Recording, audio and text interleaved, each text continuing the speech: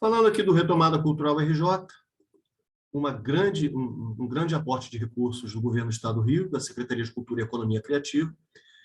Cultura e Economia Criativa nos ajudam a entender uma informação muito importante que eu vou prestar para vocês agora, ok?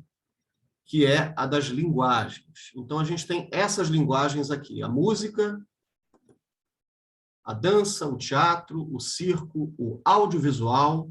Nem sempre o audiovisual entra nos editais de cultura de uma maneira equilibrada. Às vezes tem sempre um edital para eles, ou eles não entram, agora eles têm. A leitura e a literatura, museu, memória, patrimônio cultural, artes plásticas e visuais, moda e gastronomia. Por que moda e gastronomia? Porque o conceito de economia criativa reúne essas linguagens também. Então, à medida que é uma Secretaria de Cultura e Economia Criativa, essas linguagens têm que estar contempladas. Então, são 800 projetos, um número bastante significativo, apoiado com um valor de R$50 mil. Então, de certa forma, é restrito a um determinado tamanho de projeto. Tem muitos projetos que não conseguem acontecer com um aporte de R$50 mil, outros sim. Cada CNPJ pode inscrever apenas um projeto, tá? E você tem a divisão em categorias A e B. Posso inscrever um projeto no A e outro no B? Não, porque A e B fazem parte de um mesmo edital. E a categoria A tem 400 projetos apoiados, e a categoria B, 400 projetos apoiados também. Agora, as diferenças. É importante prestar atenção nisso aqui. O que é a categoria A? São as ações presenciais de circulação de obras artísticas e produções culturais já produzidas, estreadas ou inéditas, sempre no estado do Rio de Janeiro, podendo ser circulação de espetáculo, apresentações, performances, shows, mostras, festivais, exposições, instalações, exibições e eventos. Existe um mínimo de 3 dias de apresentações para o mesmo produto ou atividade. Então, aqui ele dá uma aliviada, o fato de ser um orçamento meio que enxuto, ele dá uma aliviada com uma exigência pequena de apresentações. Posso apresentar e propor mais dias de apresentações? Mais apresentações? Posso. Tá? Mas o mínimo aqui que eles pedem é de 3 dias. E numa circulação, considerando um mínimo de 2 municípios, incluindo a sede. Então, eu sou da cidade do Rio de Janeiro, eu tenho que incluir um outro município fluminense, podendo ser Niterói, Caxias, Itaperuna, Campos, Carapebus, qualquer um dos municípios do estado do Rio de Janeiro, não pode ser fora do estado do Rio de Janeiro. Para o caso específico de exposições, instalações, mostras, eventos e festivais, deverá considerar um mínimo de 2 semanas da ação proposta, um pouco pesado no caso de mostras, festivais, e em pelo menos um município a sua sede. Então, essa é a categoria Edu, A. Estou ouvindo. aí já vem minha primeira dúvida. O audiovisual não está contemplado aí. Ah, sim. Na categoria A é o quê? Circulação? Sim. Ué, como é que você vai, por exemplo, vou produzir um curta-metragem. Como é que é a circulação de um curta-metragem? Aí o proponente que vai ter que estabelecer esse tipo de circulação. Então, eu vou entrar em Tá entendendo? uma cinemateca comunitária e vou levar esse curta-metragem. Rodrigo, é só para circulação. Quando ele fala em distribuição, no curto, já precisa estar pronto. E dentro da tua proposta de circulação, você vai colocar os teus custos de distribuição, entendeu? Não, então, ou seja, não é para se produzir, é isso que era a minha dúvida. Produção. É só circulação, ou seja, aquela dúvida que eu tinha te levantado, daquela minha amiga que queria produzir aquele curta comigo como ator, não dá para ela fazer, porque é um curta inédito. Olha, em termos de regulamento, nada impede. Nada impede. Ela tem que dar um jeito de circular. Ela tem que dar um jeito de fazer essa entrega e comprovar essa entrega. O regulamento em si não impede, o edital em si. Essa descrição aqui é a descrição do edital. Veicula no YouTube. Oi? Ele pode fazer a veiculação no YouTube. Também, exatamente. Justifica que a circulação vai ser no streaming do YouTube. Entendi. Consegue fazer. Sim. Entendi.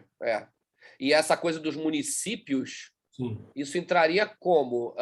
Por exemplo, teria que produzir isso em 3 cidades? Não poderia produzir no Rio, é isso? Teria que produzir uma parte aqui, uma parte em Petrópolis, uma parte em Maricá, sei lá? Você tem que fazer o mínimo de 2 municípios nessa categoria. Um deles é o seu, em que é o do proponente. E o outro é um outro. Então, você realiza uma apresentação ali. Você teria que fazer ou a apresentação ou você produzir uma parte lá, gravar uma parte no Rio e uma parte em Maricá, por exemplo. Sim, sim. Mas no caso, aí você tem que ver aqui aí a apresentação, instalação, mostra, e aí você pode comprovar um município. Porque você pode entrar como uma exibição, entendeu? Mas repara como é confuso isso. Isso aqui, quando ele coloca que a circulação de espetáculo, apresentação, performance, show, ele não está dizendo aqui vídeo, curta, ou algum projeto de internet. Está confuso isso nesse edital para o audiovisual. Isso a gente considerando a questão da produção cultural. Vamos pegar uma outra linguagem que o edital aceita, gastronomia. Como é que isso é feito? Como é que é feito em moda? Né? Total. Aí o produtor tem que ter tem que tirar muita dúvida com a SESC para saber como é que isso se dá. A vantagem é que eles respondem rapidinho. Eu vou passar isso para essa amiga minha que está me chamando para esse projeto, coitada, senão ela vai se fuder. Beleza. Categoria B. Muito bem. Um pouquinho de atenção para essa categoria aqui, que ela é a mais controversa, que é ações de criação, pesquisa, desenvolvimento, elaboração e produção de obras artísticas na íntegra ou parcialmente, ou seja, esse edital aceita que você não conclua, que você apresente um processo a serem realizadas no estado do Rio de Janeiro, cuja temática faça referência histórica social ao bicentenário da independência do Brasil, comemorado em 2022. Os projetos devem fazer menção a valores, fatos reais, momentos simbólicos, podendo ter conotação histórica ou de memória cultural referente ao fato histórico. As ações propostas na categoria B devem combinar com a apresentação de um produto final digital referente à obra artística em produção, mesmo que a obra artística em si não seja finalizada. Então, ele quer isso disponibilizado digitalmente. Esse produto deve ser disponibilizado pelo proponente gratuitamente na íntegra, através de link permanente em plataforma digital. O conteúdo do produto final apresentado pode ser roteiro, no caso de projetos na área de visual e teatro, vídeo de visita mediada para artes plásticas, artes visuais, museu e memória, vídeo de bastidores, né? Esse é o conteúdo. Você pode fazer um produto presencial e esse produto digitalizado ser isso, ser esse making off, ser essa coisa mais derivada, não necessariamente o produto em si.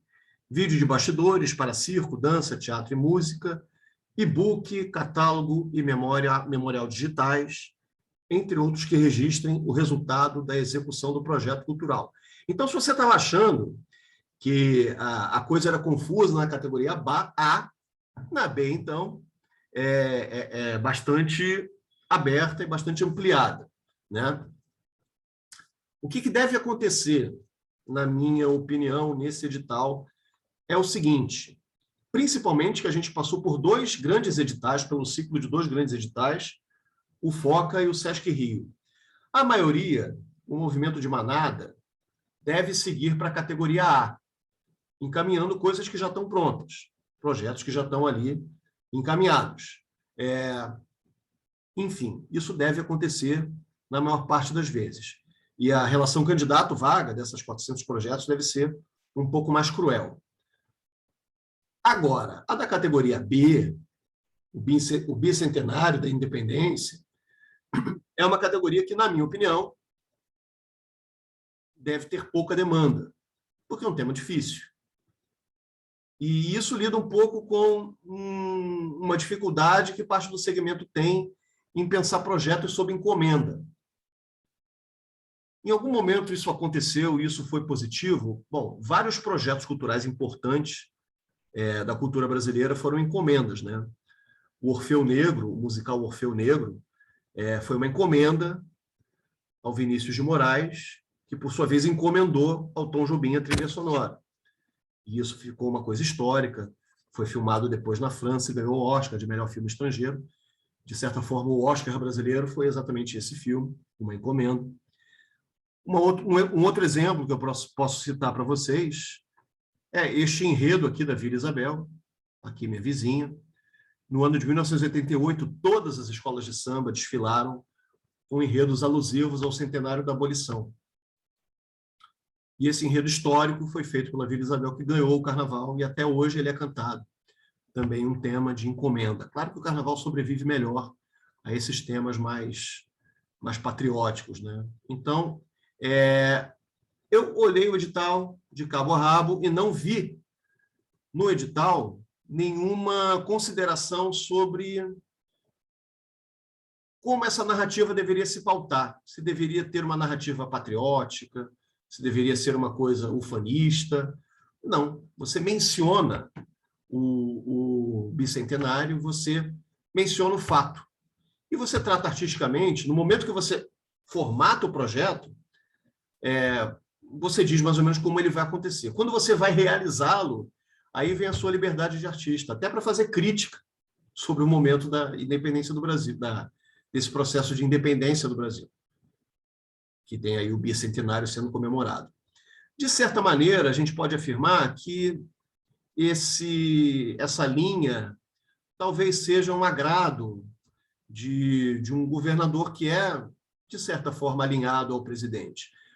Recentemente, a Funarte fechou um edital de dramaturgia, e a dramaturgia também era, o tema dessa dramaturgia também era o bicentenário da independência, né? Então, quando você vê dois entes federativos falando a mesma língua, você não sabe exatamente quem é o boneco de posto, quem está acenando para quem. Então, muito relativo também. A gente teve um projeto de um grupo de Minas que estava circulando com uma peça sobre Tiradentes, na Lei Rouanet, e não foi indeferido o nosso projeto, com a justificativa de que Tiradentes não condizia com a real história do Brasil. Tiradentes não está na história do Brasil? Não condiz com a real história do Brasil. Foi a justificativa da nossa não aprovação na Lei Rouanet nesse excelente governo. Sim, sim. Enfim, então essa é uma reflexão que eu deixo para vocês aqui, tá? Essa linha, essa categoria deve ter menos demanda. Se você tiver algum conteúdo que você tenha, que seja significativo para você, para a produção cultural, que você possa dialogar com esse processo de independência, eu te diria para ser ameno na escrita do projeto, para não cair nesses erros que a nossa colega Alessandra caiu. E na hora que você for executar, meu amigo, você faça o que você quiser, tá? Você faça exatamente você seja o artista e seja autor do seu projeto. De fato, no edital não há um direcionamento temático ou patriótico desse momento. Porque né? não deixa de ser um tema interessante. Sim. Para nós brasileiros, é um tema interessante. Agora, assim, a gente precisa ter a liberdade para abordar e dar o tratamento artístico que a gente acredita. Sim. Agora, agora essa questão de se vai ter censura ou não vai ter censura, aí complica. Mas eu acho que enfim, tem que ter cuidado, como você falou, né? Para não. A gente está vivendo em tempos sombrios, então tomar um certo cuidado com isso. Mas eu acho que a maioria vai para outra categoria mesmo, né? Eu sempre defendo que a gente faça o projeto que está no nosso coração e sustente ali aquilo que você quer apresentar. E se é para colocar... a gente aprende mais muito sobre a produção cultural com o depoimento que a Alessandra deu aqui, sobre o momento que a gente vive. Se ela não tivesse proposto isso, a gente não teria essa informação. Ela conviveu com essa frustração, mas a gente agora tem acesso a esse entendimento aqui, para poder falar sobre ele. Eduardo, lá, todos, boa noite para todos. Então, eu tenho trabalhado os meus projetos dentro da questão da pesquisa né, histórica, das retomadas dos povos indígenas, e contrapondo essa questão de referências e acadêmicas, né? Principalmente até para poder desconstruir, né, o que tem tido para a gente em relação à questão indígena dentro das academias. Aí, quando a Alessandra fala isso, eu fico vendo aqui, né, eu estava ouvindo e pensando como eu poderia construir uma proposta, né, para dentro do contexto histórico de Tiradentes, mas tendo que trabalhar a questão acadêmica e referência, né, e não ficar frustrada igual a Alessandra, né, que acabou de falar que ficou. Então, eu estou aqui observando, né, e aprendendo com vocês, né, mas vendo que a gente tem que estar sempre muito livre, né, para construir os projetos e assinar esses projetos, independente de a academia ou livros ou referências serem citadas, porque a gente também tem a vivência, né? Sim. Então, mas a dificuldade grande nossa, principalmente da questão indígena, né, dos povos indígenas que estão em retomadas, é exatamente quando os pareceristas fazem essa avaliação, e alguns projetos meus já foram negados porque não condiz com o livro acadêmico. E a gente trabalha a oralidade dos nossos mais velhos, né? Então, os editais também precisavam fazer essa desconstrução, e nós, produtores culturais, também precisamos ficar atentos e perceber que a gente precisa reforçar essa desconstrução acadêmica. Só existe editais, só existe projetos se tiver dentro de um olhar, né, de pesquisa. Quando a gente fala de editais de pesquisas ou editais que tem que ter um embasamento histórico, só é aprovado se a gente, né, tiver dentro desse espaço aí acadêmico. Então, é observar isso mesmo. Aqui é só uma colocação que eu faço, porque eu tenho batido muito de frente em relação a isso, e os meus projetos estão sempre trazendo essa desconstrução, inclusive dentro da academia, né, das academias, para poder a gente ter essa visibilidade que até então a gente não tem. Então, como a gente trabalha com o público, com a população, e a gente quer trazer as raízes, seja negra, seja indígena, né, as raízes europeias, tudo que tem aqui de construção histórica, a gente tem que ficar atento a isso. E como produtores culturais, a gente tem essa responsabilidade também de observar, né, tudo que a gente faz e transforma. Não é só isso mesmo. Foi uma observação aqui dentro da fala da Alessandra. Não, bem bacana. E assim, esse edital especificamente não me parece tão acadêmico. Ele não é. Ele tem poucas perguntas e você pode citar suas fontes, você pode colocar o seu embasamento, e ele não me parece tão técnico nesse ponto mais de buscar as referências bibliográficas, todas essas questões. É curioso, assim, o Rodrigo e eu temos uma amiga em comum aí que ano passado ganhou um projeto que não tem muito a ver com esse governo do Estado, não, que tem uma linha mais religiosa, mais conservadora, não tem nada a ver, para ser mais exato. Eu aprovei no tempo do Crivella, algumas coisas eu fiz também, que falando sobre carnaval, sobre manifestações de rua, também não tinha nada a ver com os tempos do Crivella. Por quê? Porque, mal ou bem, essas oportunidades seguem para autarquias e para lugares na administração pública que tem gente de carreira, que tem gente que está ali, que não concorda necessariamente com a linha de governo que está ali mandando. E à medida que você confia, que você envia o projeto como você quer, como você pensou, você, de certa maneira, homenageia essas pessoas, você abre uma interlocução com essas pessoas. Né? Diga lá. Eu só queria agradecer a fala da Ana, que me fez um contraponto aqui mesmo nesse encontro. Acho que o Eduardo colocou de uma forma muito clara, assim, que para a gente ficar atento, que às vezes é preciso omitir certas coisas, você não precisa dizer.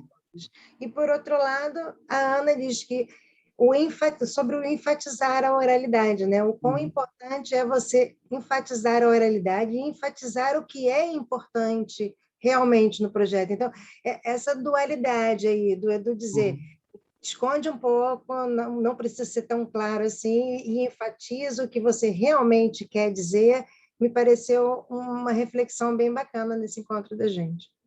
A questão da oralidade é o fato de você documentar um projeto cultural que trabalha com elementos da oralidade, você está prestando um serviço à oralidade, você está documentando uma coisa que antigamente era só oral, você está contribuindo com a história social e cultural do Brasil. Então, patrimônio imaterial, né? Exatamente. Então, vamos tocando aqui o nosso barco. Algumas coisas são obrigatórias aqui, o CNPJ de produção cultural, e aqui inclui MEI. Olha que coisa diferente. Do mesmo pai surge ali um projeto que você pode ser MEI, com 2 anos de atuação comprovada por portfólio e documentos. Daqui a pouco eu vou chamar a atenção para isso, para uma coisa importante. Carta de anuência dos espaços para a categoria A, que é a de produção cultural, sem ser a do bicentenário. Em dia com impostos e obrigações relativas ao CNPJ, isso é uma coisa difícil nos tempos que a gente está vivendo. Cronograma baseado no anexo 5, mas esse cronograma é feito direto no formulário, na plataforma, assim como o orçamento, que é baseado no anexo 4, que está ali no finalzinho, ali na parte final do edital. Tanto cronograma como orçamento, a gente já vai ver, é preenchido diretamente no formulário, mas eu recomendo que vocês façam um rascunho sobre isso. E não há restrição para a inscrição de projetos e proponentes selecionados na primeira versão do Retomada Cultural, que em 2020 foi uma das ações com recursos da Lei Aldir Blanc. Então, isso você não precisa esconder, tá? Não existe uma checagem, não existe uma procura dentro do formulário sobre isso. Então, eu acho que eles não vão perder tempo, ainda mais o pessoal da SESEC, com esse tipo de checagem, com uma restrição a quem foi premiado na Lei Aldir Blanc. E aqui limites de orçamento muito parecidos com o Rua Cultural RJ, 20% ou R$10 mil para custos administrativos, remuneração de sócios, correio, entre outros. 40% ou R$20 mil como teto de cachês para o corpo artístico da proposta inteira. Tá? Mas eu sou artista e sou produtor. Então, você, na linha do artista, você integra a linha dos artistas. Você só pode receber ali aqueles 40%, ali, R$20 mil, divididos entre todos os artistas. E 15% ou R$15 mil como limite de pagamento para um cachê artístico individual. E a planilha é feita diretamente na plataforma Desenvolve Cultura, assim como o cronograma. E aí é importante fazer um rascunho. Algumas coisas sobre a execução do projeto. Tá? Por que eu estou falando de execução sem que você tenha ganho ainda do projeto? Antecipando as coisas? Estou sendo aqui portador de um otimismo efusivo? Também. Mas, enfim, porque essas questões são importantes de você pensar no momento que está escrevendo o projeto. Será permitida apenas uma alteração no projeto cultural no que se refere à atualização do cronograma de execução. Já eu vou dizer o que isso interfere, vou dar uma dica muito prática. Caso não seja possível a realização da circulação nos locais previamente propostos no projeto cultural, inscrito na categoria A, o proponente deverá enviar a carta de anuência dos novos locais solicitados. Então, ganhei, o armazém do seu João não vai mais ceder o espaço, eu vou ter que buscar uma outra anuência de um outro armazém, de um outro lugar, e vou ter que colocar ali no formulário. Ok? Já com relação ao orçamento, são permitidas... Só uma pergunta. Fala. O cronograma de execução, eu sei que você vai chegar nele. Ele exige dessa vez que você coloque certinho os meses, ou você pode botar mês 1, mês 2, mês 3, mês 4, mês 5, ou eu vou ter que colocar os meses específicos que eu realmente vou fazer o projeto? Não, ele é completamente diferente. Ele tem coisas bastante diferentes em relação ao que a gente está acostumado a cronograma. Já vou apresentar para vocês. Com relação ao orçamento, você pode fazer 2 alterações no que se refere à adequação da planilha orçamentária, sendo uma antes do início da realização do projeto cultural. Então, isso é bastante importante, porque pode ser que no momento que você vai executar o projeto, você sinta que orçou errado, uma determinada coisa, você sente que outra coisa precisa de mais recurso, então você pode fazer 2 alterações, sempre acessando ali o formulário e justificando. O proponente deverá dispor para a SESEC um total de 20% dos ingressos das apresentações propostas da categoria A. Ah, mas é tudo entrada franca, então você dá 20% de senhas. Ou o total de 20% do número de produtos culturais finalizados.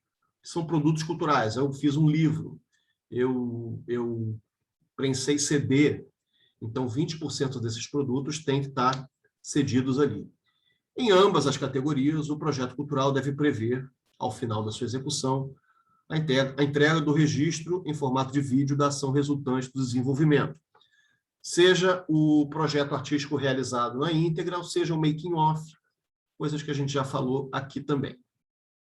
Então, vou dar um pulo aqui na questão do cronograma. Tá? Falando aqui especificamente do cronograma, vou entrar na plataforma, porque ela aqui tem informações diferentes. Essa plataforma tem perguntas diferentes nos diferentes editais que estão abertos. Edu, pergunta, você acha que esse ingresso deve ser gratuito? Por exemplo, se eu for fazer, sei lá, no Glaucio Gil, 2 dias de apresentação da minha peça, você acha que isso deve ser gratuito ou coloca-se um valor simbólico de 10, 20 reais? Olha, eu acho que esses espaços, como o Glaucio Gil, ele tem, inclusive, a própria cultura de ingressos, né? Como você tem, obrigatoriamente, 3 sessões para realizar do edital, o edital não obriga que seja gratuito, não. Tá? Sim. Mas eu sugiro que você faça essas 3 gratuitas e use esse aporte como uma espécie de patrocínio informal para a sua temporada com ingressos. Entendeu? Ou seja, eu faria... Entendi. Ou seja, eu faria uma gratuita e outra pagando, é isso que você falou, por exemplo? Vamos supor o Glaucio Gil. Você tem que fazer 3, sendo que em 2 municípios diferentes. Sim. Vou fazer um final de semana gratuito ali no Glaucio Gil. Sim. 2 dias. Pronto, Sim. Paguei. Né? De preferência, indicando ali, nos dados do projeto cultural, que você fez esse final de semana, essas 2 apresentações, para pessoas que não poderiam pagar. Você fez uma ação de democratização ali. Sim. Né? Muita gente, por preguiça, pode abrir para convidado, para amigo, mas eu acho meio tiro no pé você chamar gente que pode pagar para não pagar. Então, acho que você pode fazer isso nessa linha de pagar a gratuidade, de pagar o patrocínio com essas 2 apresentações e faz aquela adicional lá em Niterói, Duque de Caxias. Sim. E as demais você coloca e você negocia ali uma pauta para fazer o ingresso normal.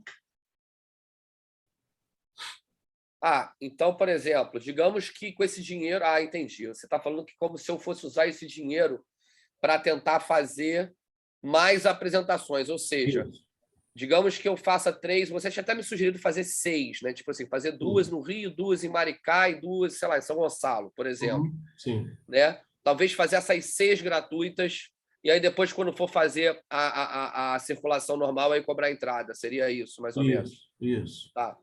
Isso. Tá? Então, daqui a pouco eu vou falar um pouco mais sobre a questão do cronograma, porque ela tem uma dica que eu quero passar para vocês.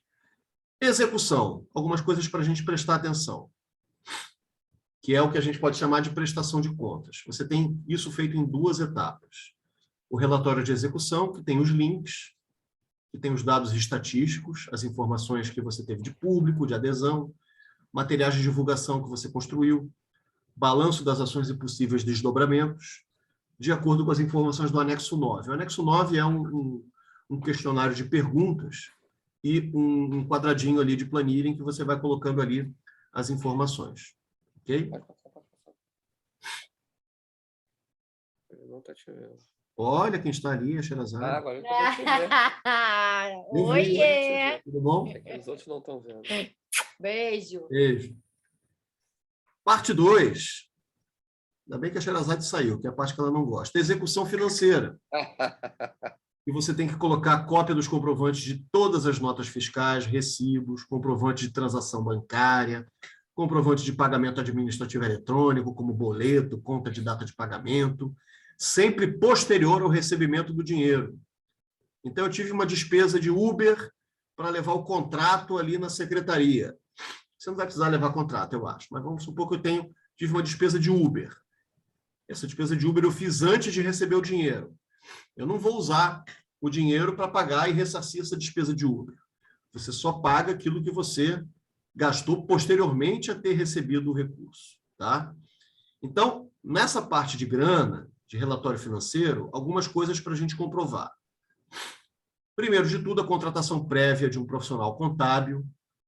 Se não um profissional contábil, um profissional de produção cultural que seja especializado nisso. Uma outra dica é você estabelecer períodos fixos de pagamentos. Para quê? Para que você movimente o seu extrato apenas em dias específicos e facilite a organização dessa planilha.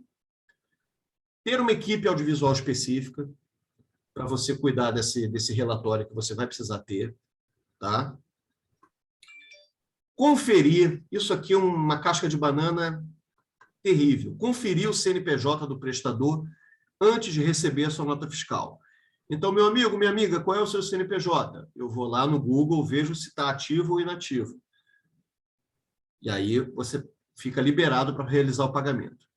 Pedir para inserir o CNPJ do proponente nos cupons fiscais, ou seja, aquelas compras mais imediatas, despesa de restaurante, supermercado, loja de tecido, você pede para inserir o CNPJ do proponente no cupom fiscal. E você só lançar despesas de datas posteriores ao recebimento. E não se esqueça que as despesas executadas incorretamente geram multa e devolução de valores para o Estado. E o Estado pede de volta mesmo, tá? Principalmente quando troca de governo. Quando troca de governo, a primeira medida é devassa em contas públicas para poder catar o dinheiro que é possível catar.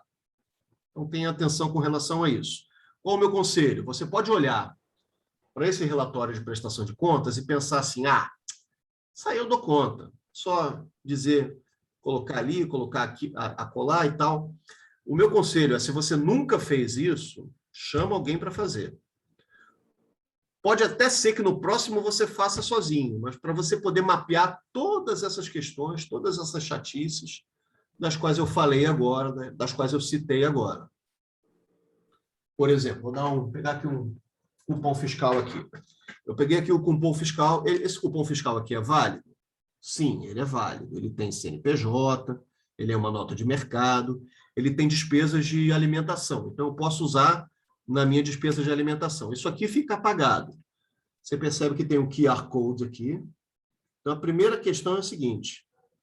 Baixa o QR Code desse negócio, digitaliza essa nota fiscal a partir do seu celular. O documento fica mais legível, porque isso aqui se apaga.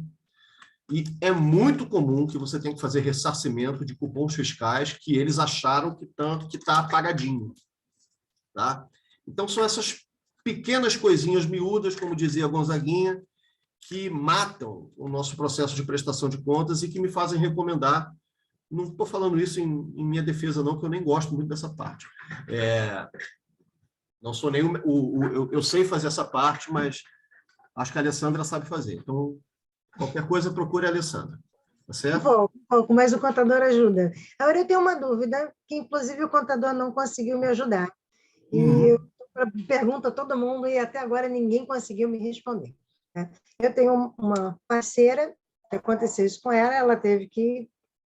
Está pendente a situação até hoje. Com essa coisa da Covid, né, com os testes de Covid, com os EPIs e tal, ela fez um pedido numa farmácia de máscaras e EPIs e tal. Fez o pedido, fez o pagamento do boleto, né, emitiram a nota fiscal, até aí tudo bem, mas não entregaram o produto inteiro do pedido. Então, o que aconteceu? Não entregaram, ela, inclusive, não viu até hoje, continua brigando com a farmácia para receber o que não foi entregue, ou a devolução do dinheiro, e a prestação de contas está dizendo para ela que a nota fiscal dela não é válida. Porque se eles não entregaram o pedido, eles emitiram uma nota fiscal de um pedido inteiro. Né? Você pagou o pedido inteiro. Esse pedido não foi entregue inteiro e essa nota não é mais válida. O que você faz? Dependendo do valor dessa nota fiscal, várias vezes, assim, em prestação de contas de projetos meus, era uma nota de R$10, assim. Não era. Eu corro atrás, eu vou lá, faço ali um negócio e pago, né? Não era uma parada assim, R$480. Pois é. Coisa que entregaram 200 e pouco, ficou faltando 300 e pouco.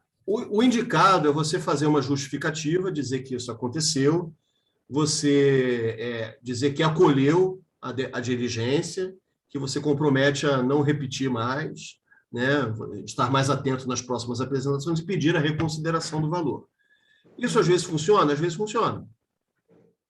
A gente consegue a condolência a condescendência, condolência é outra coisa, a condescendência do avaliador lá do Tribunal de Contas, ele entende que você se colocou e respondeu a essa demanda ali.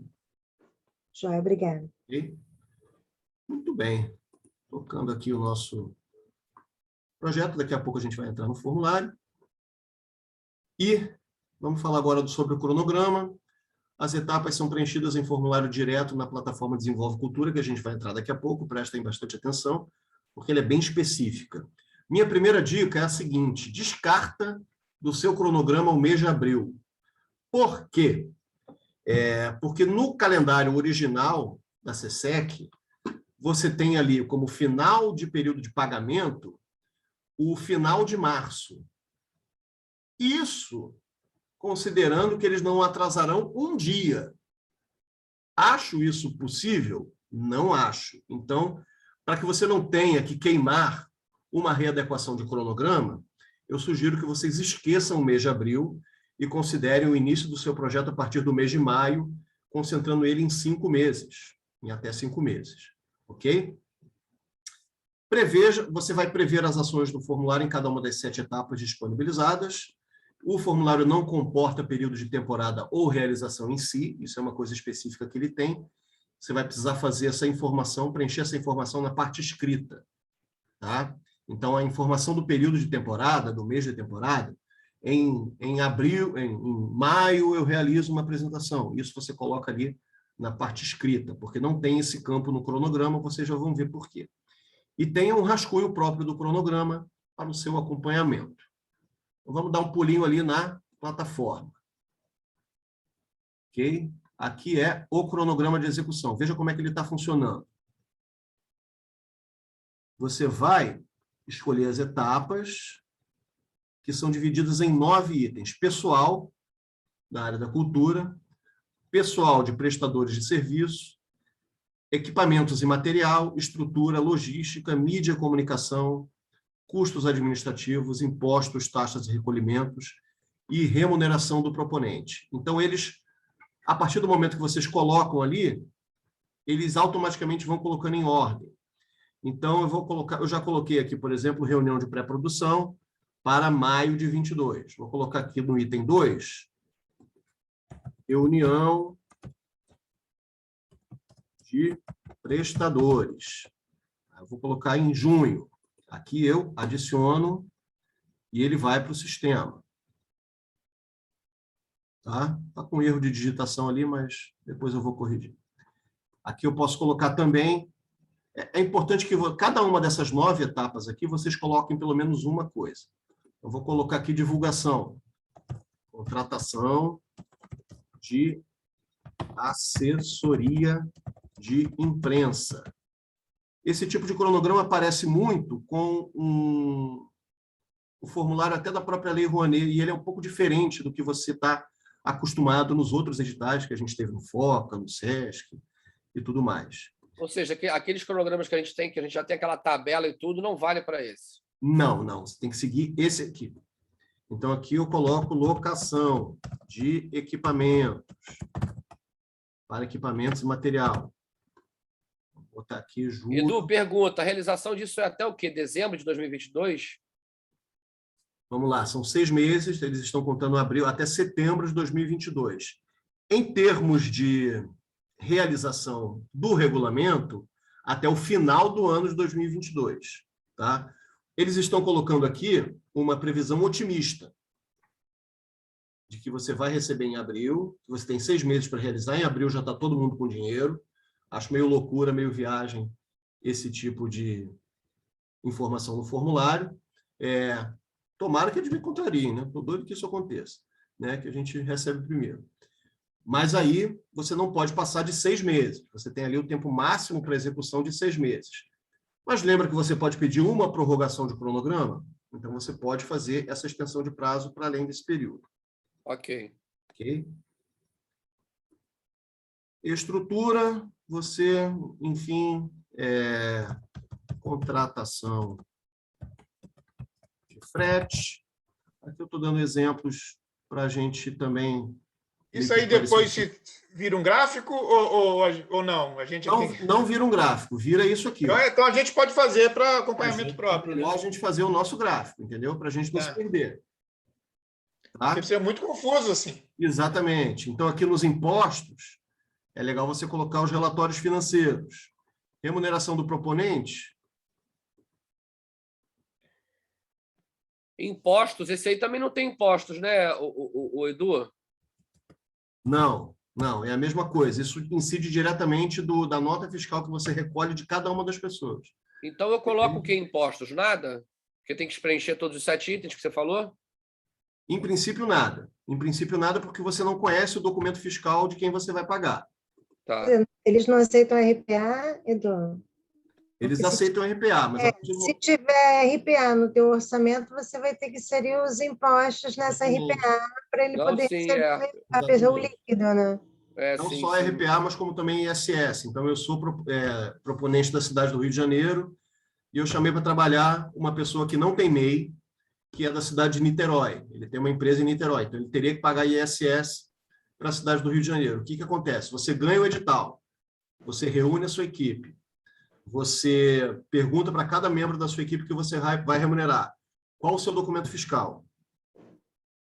E aí você readequa a sua planilha de acordo com os impostos que cada documento fiscal deles coloca. Então, pergunta, Edu. Você tem que colocar ali o recolhimento da Previdência do INSS. Se é uma pessoa de outro município, ISS. Importante saber, MEI não paga ISS em nenhuma hipótese. Tem uns espertalhões aí em prefeituras que ficam cobrando, mas é coisa de espertalhão.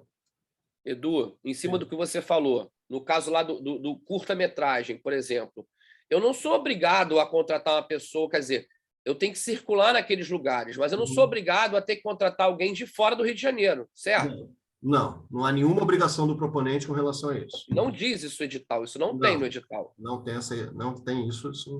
Tá, beleza. Quem interpretou isso foi aquela sua amiga? Isso, ela achou que, como tinha essa coisa de municípios vizinhos, de ter as 3 apresentações, ela achou que talvez tivesse que contratar a gente também desses lugares. Até seria legal, até seria uma boa ideia assim, para movimentar a economia de mais cidades, né? Mas não é esse o caso, não. Verdade. Quando pede para ser, eles pedem o percentual de outra cidade, então aí não está especificado, né? Também não. Determinadas coisas são um pouco confusas, assim, quando você faz um edital local, o sentido é você privilegiar a produção local também para impedir os estrangeiros, né? Então, nada impede que eu, aqui no Rio de Janeiro, participe de um edital de São Paulo procurando um CNPJ ali de um paulista amigo meu, que trabalha só com cariocas, né? Como é que eles impedem isso? Com a prestação de contas. Você tem que ter um determinado percentual do próprio município, do próprio estado. Exemplo do PROAC esse ano, que mais da metade dos projetos não eram de São Paulo. Isso. A Prefeitura do Rio, agora com o FOCA, estabeleceu esse percentual de cariocas em 70%. Porém, o FOCA não está exigindo prestação de contas financeira. Então, como é que ele comprova isso? Está exigindo comprovação de execução, né? Então, fica uma letra morta, né? Fica uma regra sem possibilidade de execução. Só uma indução, né? Só para induzir as pessoas. Só para assustar. Fica ligado aí que talvez isso dê problema. Então, esqueçam esse mês de abril. É o meu conselho, tá? Conselho, é uma opinião aqui. e coloque pelo menos um item em cada uma dessas 9 etapas aqui, marcando aqui o tipo de demanda e o lugar no calendário e depois adicionar. É mais ou menos assim que vai tocar a banda. No caso dos impostos, eu só vou botar imposto e não vou escrever nada ali, né? Aqui eu escrevi, na parte de impostos e taxas e seguros, relatórios financeiros. Ah, tá. Ele vai dar conta, por exemplo, de prestação de contas. E aí inclui a questão de impostos também. Anexos, coisas para a gente colocar, para a gente lembrar. Comprovante de CNPJ ou inscrição no MEI. Muita gente que fez inscrição no MEI, por exemplo, lá em Priscas Eras, imprimiu o papel ali de comprovante, escaneou e tem isso como o seu contrato social. E aí perdeu o papel, não sabe onde salvou na plataforma ali, no Drive, essa inscrição. Isso você pode baixar, você dá um Google e busca o certificado do MEI, colocando ali o CNPJ e a data de nascimento. Tá? Você consegue baixar ali um documento quentinho. Carta de anuência dos artistas, carta de anuência dos locais de realização. Não existem modelos fornecidos pelo edital para nenhum desses documentos, mas eu tenho aqui o meu modelo que eu vou passar para vocês utilizar. Comprovação de atuação cultural. Daqui a pouco eu vou chamar a atenção para uma coisa, para isso aqui. Isso é muito importante, tá? Ata de eleição e última versão do contrato social, isso se for o caso. Cópia de identidade do responsável pela execução. Preste atenção quando você for, por exemplo, utilizar a Carteira Nacional de Habilitação como comprovante do seu RG. Dá uma olhada para ver se essa habilitação não está vencida. Muita gente ficou sem fazer essa questão da renovação da habilitação por conta da pandemia, e pelo menos um caso que eu fiz consultoria no FOCA desabilitou por causa de habilitação vencida. Aí eu recorri, ficou tudo bem, ficamos todos felizes, mas presta atenção nisso só para não perder tempo. Cópia do CPF, do responsável pela execução. Existem alguns documentos de identidade que já têm o CPF, e aí você coloca os documentos repetidos mesmo, tá? Se for o caso. Contrato social ou estatuto social, se você não for MEI, e declaração de direitos autorais, se for o caso. Deixa eu ver aqui se é. Agora sim, muita atenção para essa questão aqui, para o item número 4, que é a comprovação de atuação cultural, tá? Importantíssimo, na comprovação de atuação cultural, cada ano que você comprova nesse portfólio, conta o equivalente a 3 pontos para a avaliação do projeto, tendo como limite de pontuação 10 anos de atuação cultural. Então, por exemplo, eles exigem do proponente um mínimo de 2 anos. O cumpridor de tarefas, a cabeça do Zé Regrinha, vai pensar assim, vou fazer um relatório só dos últimos 2 anos. Aí essa pessoa só vai somar 6 pontos, se ela só comprovar 2 anos.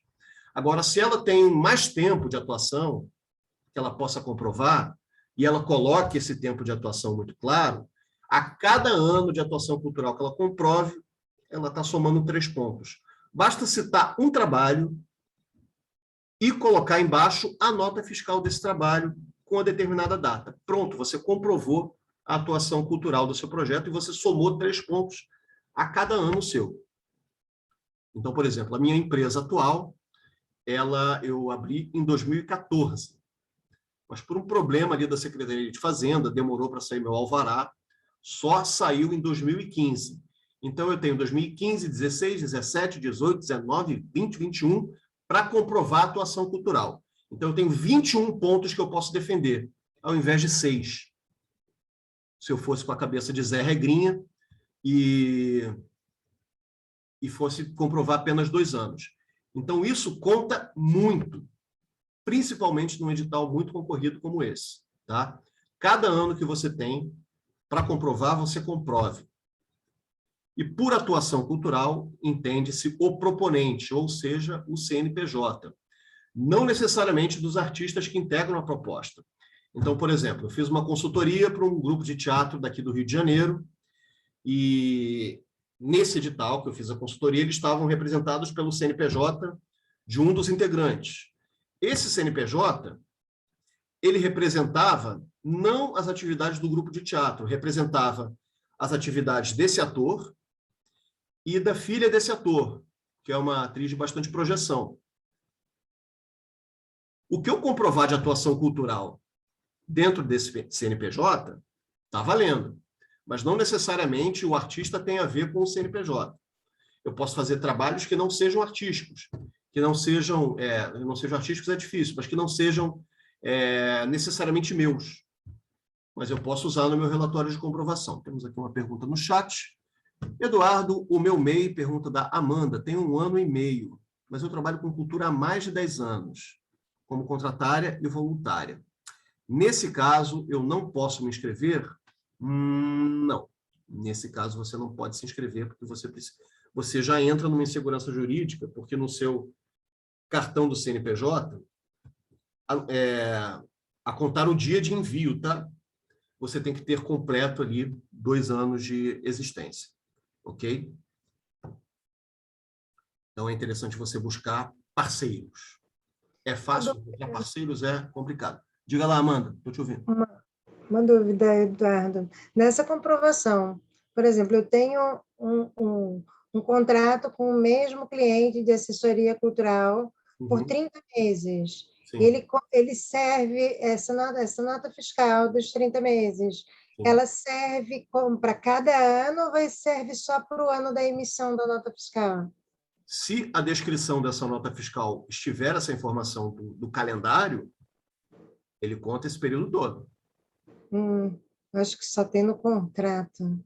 Na nota, então, ela não vale para comprovação. A nota cai, aparece ali o ano da nota, entendeu? Entendi. Então, caso seja mais de 1 ano, se não tiver descrito no escopo da nota, ele passa a contar para o ano que foi emitida a nota. Tem que estar no escopo da nota e, de preferência, você tem que passar ali um marca-texto aqui ali na descrição para deixar claro, né? Porque nem sempre o pessoal ali tem essa lupa toda. Imagina a quantidade de projetos que eles avaliam, né? Foi o que eu falei para vocês, por exemplo, do edital da prefeitura, que eu detectei erro de digitação, erro de Ctrl+C, Ctrl+V, e avisei para os nossos colegas ali. Então, nem sempre isso acontece. E os anos de experiência nessa comprovação cultural podem ser intercalados. Então, às vezes, eu trabalhei em 2019, mas rolou a pandemia em 2020, eu fui para Trancoso, na Bahia, fiquei ali sem fazer nada, não trabalhei, mas em 2021 voltei a trabalhar. Então, esses anos de experiência podem ser intercalados, né? Enfim, bobagem, mano.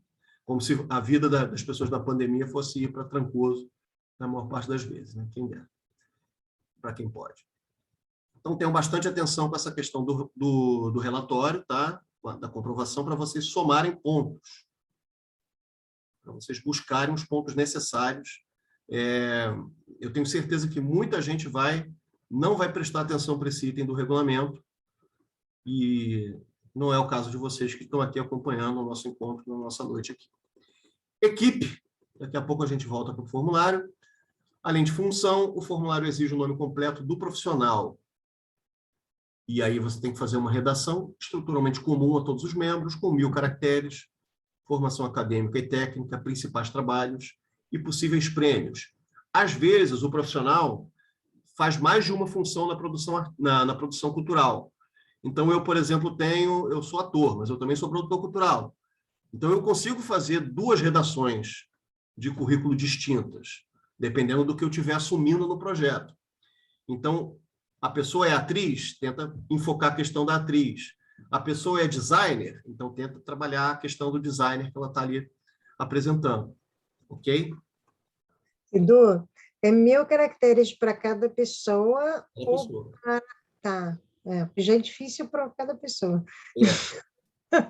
É muito difícil, por exemplo, quando você trabalha com profissionais que têm um currículo vasto, aí você pede assim, fulano, me manda seu currículo. Aí a pessoa manda uma bíblia, né?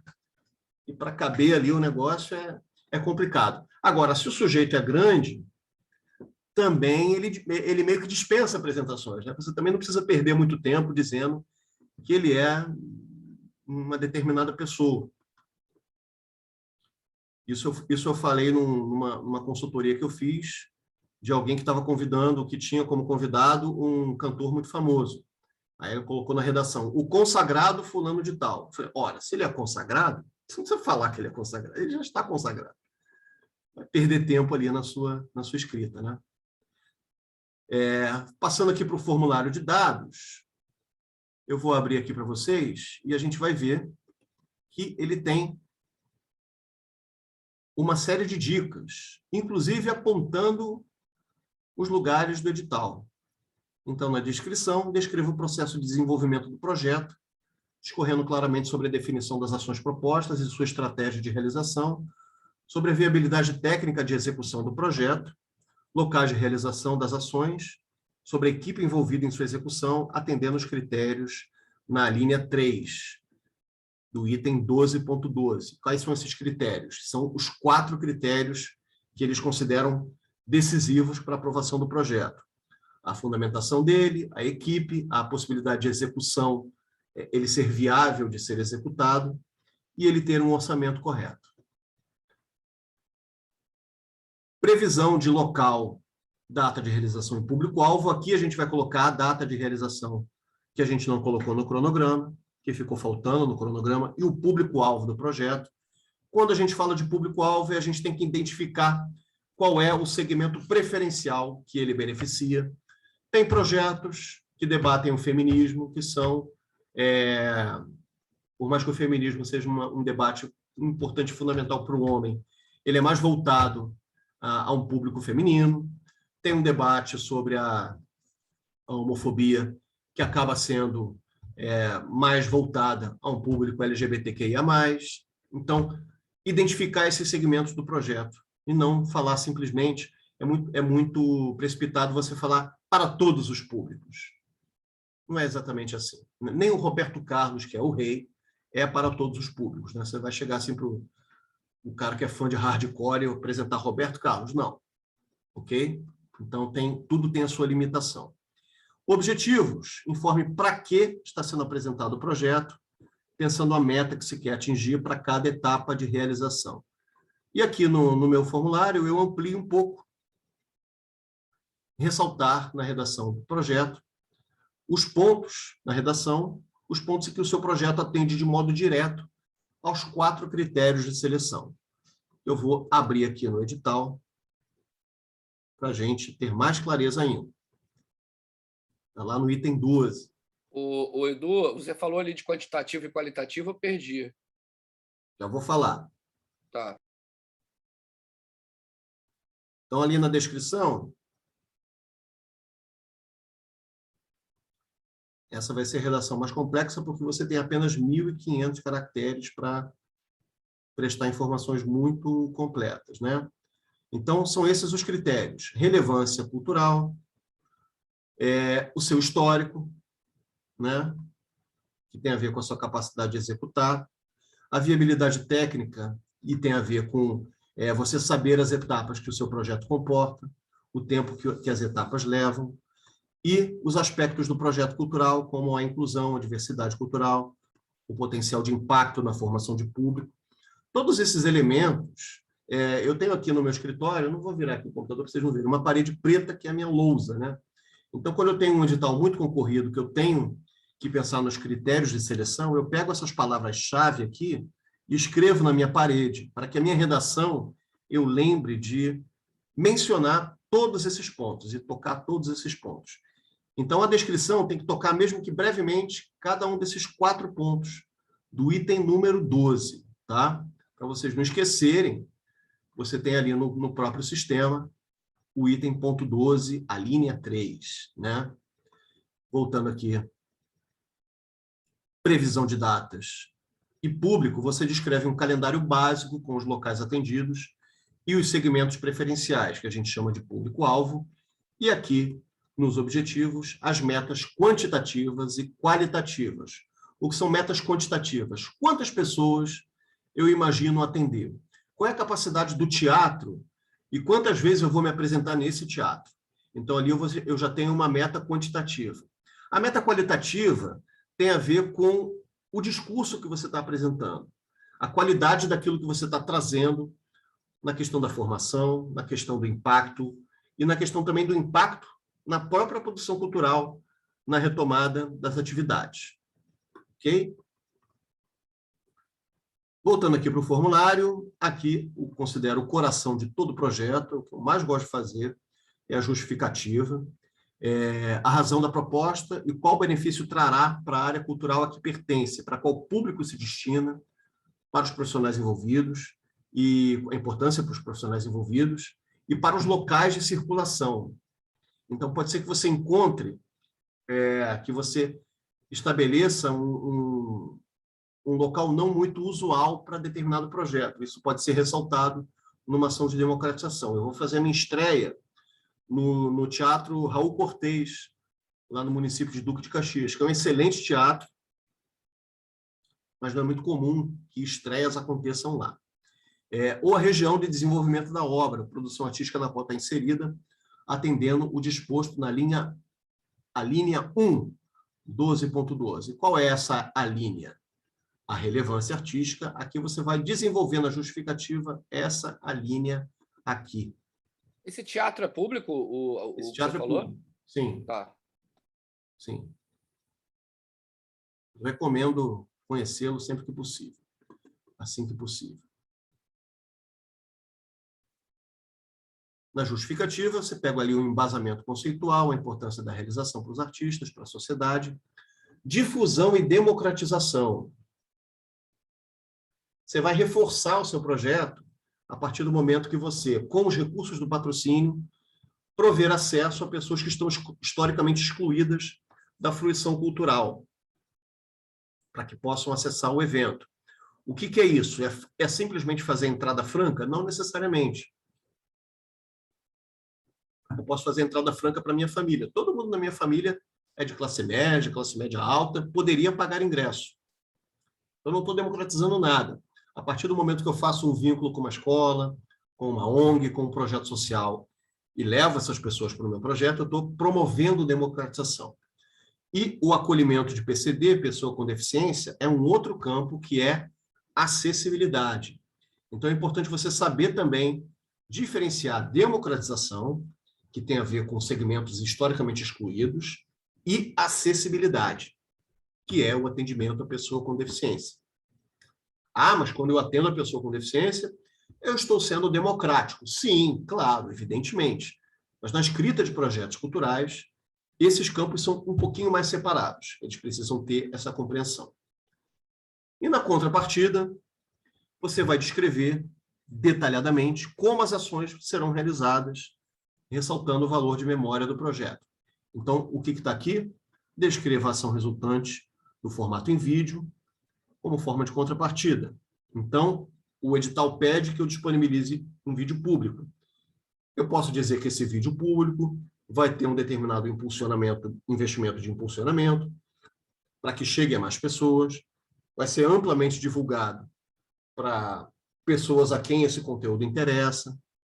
Eu posso já apresentar um roteiro desse vídeo, um roteiro dessa contrapartida, e estabelecer, deixar claro ali o acesso de 20%, se for categoria A, para acesso e ingressos gratuitos, ou acesso privilegiado para a SESEC, para as políticas da SESEC. Isso você faz na descrição da contrapartida. Só para a gente... Você acha essas contrapartidas são aquelas que ele coloca, ou você pode fazer aquilo também de botar a conversa com o público depois da apresentação? Tudo aquilo que você conseguir trazer que não foi pedido e colocar como contrapartida espontânea, na minha opinião, tende a facilitar, a tornar o seu projeto a dar mais valor para o seu projeto. Tá? Aqui um último conselho, embaixo das estrelinhas, adopte uma linguagem técnica clara e formal, com o máximo possível de informações precisas, né? Então, cuidado com o autoelogio ou com o elogio gratuito, cuidado com uma linguagem coloquial, é uma linguagem técnica clara, simples e comunicativa. Às vezes, menos é mais, ok? E tente utilizar todo o espaço disponibilizado ali no formulário, tá? É aquela lógica do candidato em debate de televisão. Você tem 3 minutos para falar, ele vai falar até tocar a campainha. Espaço disponibilizado é espaço para ser utilizado, ok? Passando aqui para ver como é que funciona o orçamento. Aqui é bem parecido com a Lei Rouanet, em que você vai, está dividido também em 9 itens, lembrando que os prêmios são de R$50 mil. Você tem que bater 50 mil. Se você faltar ou sobrar, você vai ser desabilitado. Então, você seleciona, é importante você, mais uma vez, trazer cada um desses itens aqui, e você escolhe aqui, pessoal. Então, vou colocar aqui, elenco, unidade. Eu escolho a unidade, o cachê. Quantidade é quantos atores eu tenho, vamos supor que eu tenho 2, que eu vá pagar em 2 prestações, a quantidade da unidade, um cachê de R$1.200. Automaticamente, o sistema já vai fazer o cálculo aqui, tá? Cada um vai receber R$2.400, mas essa linha aqui vai custar R$4.800, eu adiciono e vai para lá. Novamente, eles não vão desenhar uma planilha específica disso, tá? Eles vão apenas colocar aqui a lista. Então, número 2 aqui, prestadores de serviço. Então, vou colocar intérprete de Libras. Unidade, eu vou dizer uma diária. Vou colocar aqui 3 diárias para eu pagar para o meu amigo Jadson. Vou pagar para ele R$600 por dia. Na verdade, a quantidade é um intérprete, né? A quantidade da unidade são as 3 diárias. E ele vai receber R$1.800. A linguagem é a mesma das planilhas, né? Mas ele tem essa questão aqui que é, de fato, bem parecida com a Lei Rouanet. Equipamentos, vamos botar aqui um linóleo. Eu vou chamar isso de quê? De instalação. Um linóleo, R$500. Quantidade da unidade, adicionar. E foi. E é assim que vai ser montado essa planilha aqui. Tá? Com essas informações aqui. E mais embaixo, você vai ter a atualização de quanto está a planilha. Embaixo de tudo aqui. Ok? Não se esqueçam de ir salvando as informações à medida que elas forem sendo colocadas aqui. Sempre que eu adiciono, as informações já estão automaticamente salvas. Assim que a gente entra na plataforma, a gente já tem acesso a essas abas? Ou porque tem alguns formulários que a gente só vai tendo acesso conforme vai preenchendo. A gente já tem acesso? Eu posso começar pelo orçamento? Posso começar pelo cronograma? Ou eu tenho que ir em determinada ordem? Quando você abre o formulário do edital, ele pede para você abrir uma inscrição, colocar o nome do projeto, dar uma aceitação para 2 itens e seguir. E aí você vai preenchendo o proponente, sócios, essa coisa toda, mas a partir do momento que você dá o aceite e segue, já está valendo. Ok? Parece, quando ele fala que as informações não podem ser mudadas, é mentira. Tá? Olha, adoro desmentir formulário. Vamos lá, vou te explicar como. Você vem aqui, por exemplo, no Meus Projetos. Uhum. O que eu vejo aqui? Rua Cultural RJ, eu tenho a opção de excluir projeto. Se eu excluo, eu novamente estou habilitado para fazer um outro. Fazer outro. Tá? E aqui, quando você vai em Meus Projetos, vou voltar aqui para o projeto. Essa plataforma tem um pequeno defeito, que é a seguinte, ela não... Quando você acaba... agora eles colocaram isso, recentemente, revisar e enviar. Você termina de mandar tudo. Aqui nesses anexos, gente, vocês vão colocando aqueles documentos obrigatórios que eu mencionei ali. Tá? Você vai... O que é isso? Isso é CPF, você escolhe o arquivo, coloca ali, anexa. Tá? Aí, depois de tudo, você tem uma parte aqui que é de revisar e enviar. Clique aqui para revisar e enviar. Se tiver alguma pendência, o sistema vai indicar. E tem sido muito comum, isso aconteceu no Cultura Presente, tenham atenção para isso. Às vezes, eles indicam erros que não estão acontecendo. Às vezes, você já salvou todas as informações, colocou todos os documentos. Isso acontece por quê? Na minha percepção. Acontece porque o sistema ficou aberto muito tempo e ele não está conseguindo avançar a partir daí. Então, a minha dica é sair do sistema, voltar, conferir se os documentos estão todos lá e tentar enviar novamente. Isso comigo deu certo no Cultura Presente. Edu, só uma questão. Eu tenho inscrição municipal, mas eu não tenho inscrição estadual.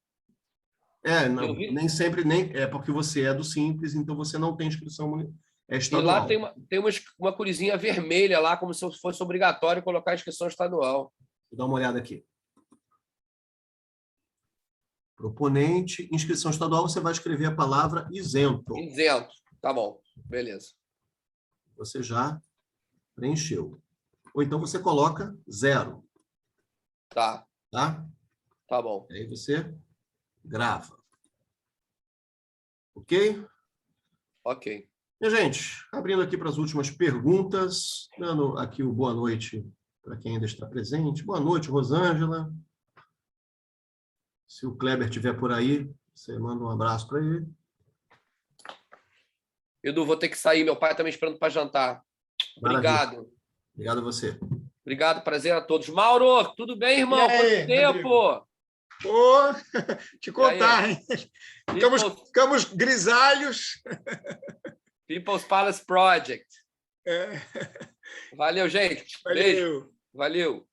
Valeu, Edu, mais uma vez. Obrigado, irmão. Valeu, querido. A Amanda está com problema na câmera e no áudio. Vai ser possível depois conferir no YouTube. Fiquem tranquilos. Muito obrigado, Amanda. Mais alguma dúvida, minha gente? Quem quiser falar, fale. Quem quiser escrever, escreva. Não, quero agradecer e eu tenho que sair também, porque meu cachorro tá. Eu tenho que dar comida para o cachorro agora. Ah, sim. Eu tenho que dar comida não para um cachorro, mas para uma criança. E para mim também. Mas... Oi. Obrigado, Eduardo. Boa noite, tudo bem? Opa, estou ouvindo. Você está me ouvindo, Eduardo? Boa noite, Estou ouvindo. Só para agradecer aí, gostei muito das suas dicas, das dificuldades que você falou aí, são muito interessantes, porque as plataformas, cada uma tem uma maneira de agir e a gente leva uma surra cada vez que se depara com uma, né? Sim. Então, muito bacana as suas dicas, assim, foi muito proveitoso. Eu, inclusive, estou aqui agora fazendo um contrato e, ao mesmo tempo que eu estou te ouvindo falar aí. Muito obrigado mesmo pela aula e, assim, foi um momento muito prazeroso. Eu não estou abrindo a câmera porque, assim, eu estou deitado. Ah, imagino. Estou bem relaxado em casa. Esses dias não têm sido fáceis.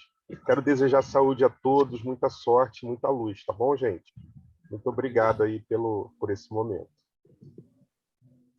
Obrigado, galera. Gente, obrigado. Boa noite. Boa noite.